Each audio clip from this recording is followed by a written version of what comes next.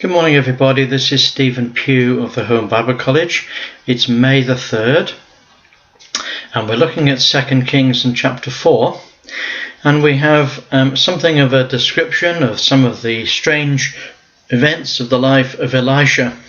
We won't be able to look at everything, but we'll just flash through the passage and look at some of the interesting bits.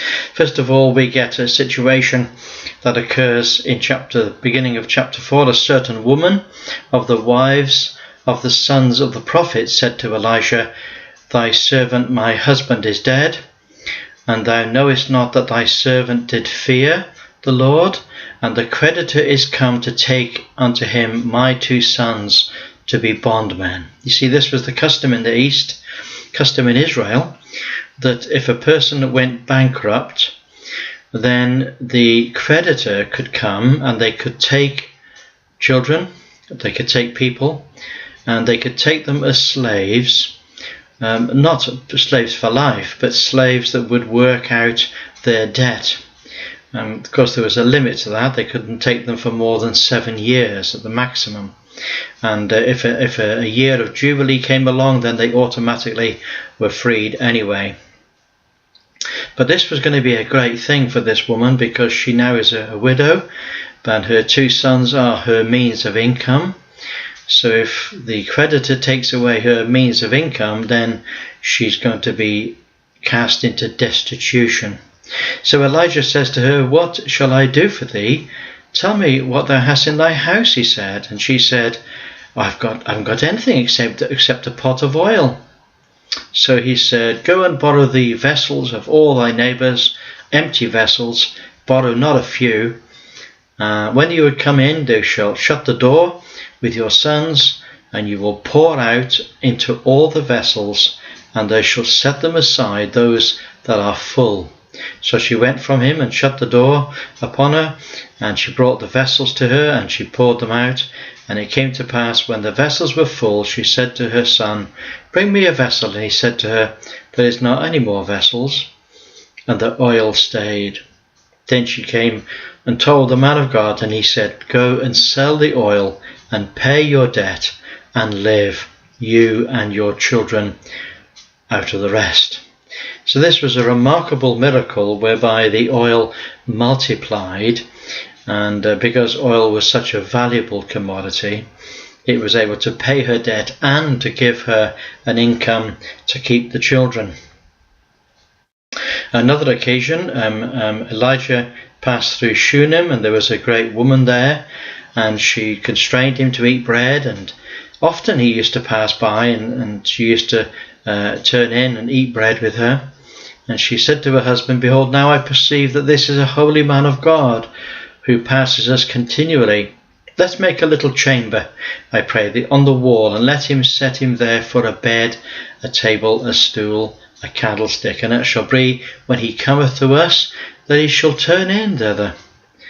And that was what happened. And of course, many months later, the woman came to Elijah, and she said, "I need a child." And so he says to her, "About this season, according to the time of life, thou shalt embrace a son." But the woman conceived, and she bore a son, and for that reason Elijah had said to her, "According to the time of life." Elijah raises him from the dead. You see, the child was grown, and it fell on the day that he went out to his father, to the reapers, and he said to his father, my head," and he said, "Carry the lad to his mother." And when they took him to the mother, he sat on her knee until noon, and then he died. And she went up and she laid him on the bed of the man of God, and shut the door and went out. And she called her husband and said, "Send, I pray thee, one of the young men, one of the asses, that he may run to the man of God and come again." And so they brought Elisha in, and eventually Elisha, he finds that he's able to raise the child from the dead. So this is, the child sneezed 7 times and opened his eyes. It's one of those outstanding miracles of Scripture. Take up thy son. And she went in and fell at his feet and bowed herself to the ground, took up her son and went out. So these were remarkable signs. They were prophetic signs. They're the signs of a prophet. And on another occasion, there was a dearth in the land, and the sons of the prophets were sitting, and they wanted to make some pottage. So they began seething a pot, and they went into the field to gather herbs. But they didn't realize that what they were also gathering was poisonous. And they came in and they put it in the pot. And as they were eating it, one of them cried out, "O thou man of God, there is death in the pot." And they couldn't eat it. But he said, "Bring meal." And he cast it into the pot and said, "Pour out for the people." And they ate it, and there was no harm to them. See, all these miracles are famous and strange at the same time.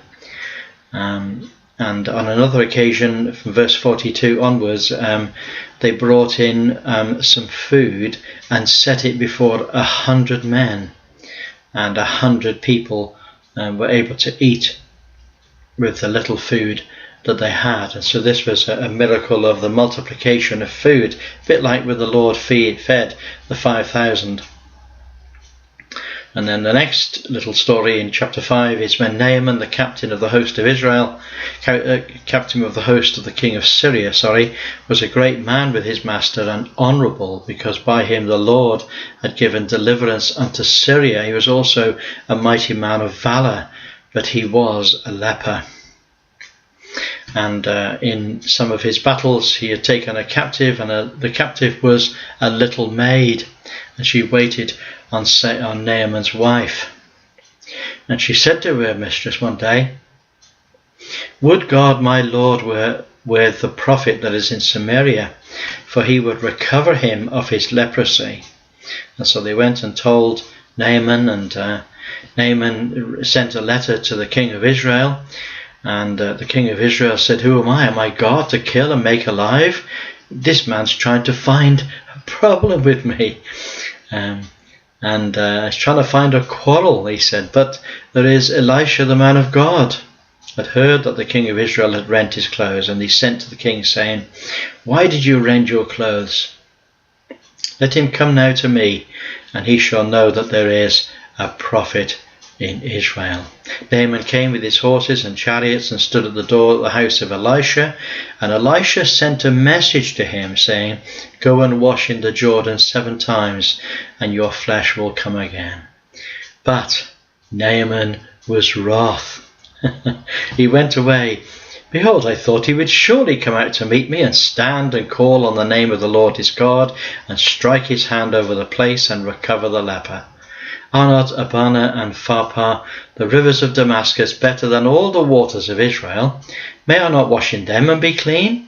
So he turned and went away in a rage. But his servants came near, and they said, "My father, if the prophet had bid thee to do some great thing, wouldest thou not have done it? So how much rather then when he saith to thee, Wash and be clean?" So he went and dipped himself 7 times in Jordan, according to the saying of the man of God, and his flesh came again like the flesh of a little child, and he was clean. My password is in verse 15.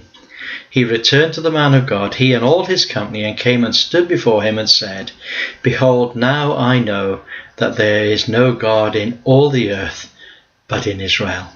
This was the purpose of the miracle. This was what it was for. It was so that he would know that there is a God in Israel. "Now therefore I pray thee, take a blessing," he says, and Elisha refuses it. Sadly, Gehazi thinks he will take a blessing. He'll take some of the money, and when he takes the money and he comes back and he lies to Elisha, and Elisha says to him, "Look, this is not the time to receive money or garments or olive yards or vineyards or sheep or oxen or men servants or maid servants. The leprosy that Naaman had will cleave to you and to your seed forever." Wow. The next interesting thing in chapter 6 is when Elijah causes the axe head to float. These are strange stories indeed. They are miracles, there's no doubt. It's a miracle if an axe head floats in water.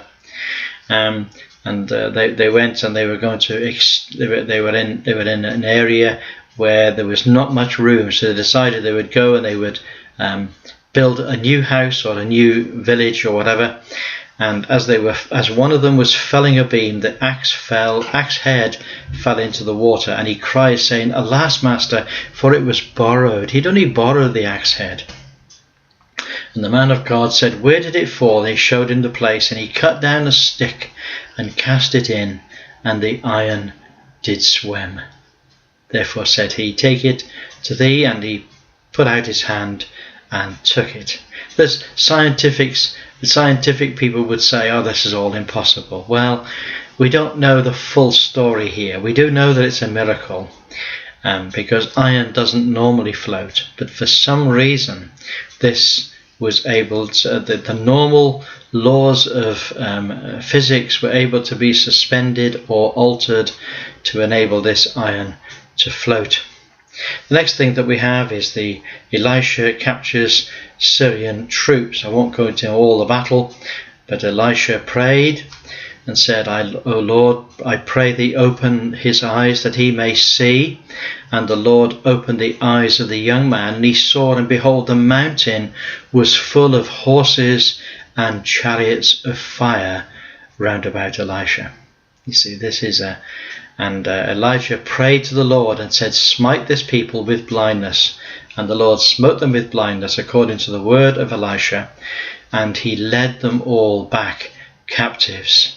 Amazing. Some of these stories are the bread and butter of Sunday school, but they're great stories. They're all true, of course. And Ben-Hadad, king of Syria, gathered all his hosts and went up and besieged Samaria, and there was a terrible famine, so great in fact that an ass's head was sold for 80 pieces of silver. So 80 pieces of silver, 80 days' wages it was sold for. The king went and he saw two women arguing, and he said, "What's the matter?"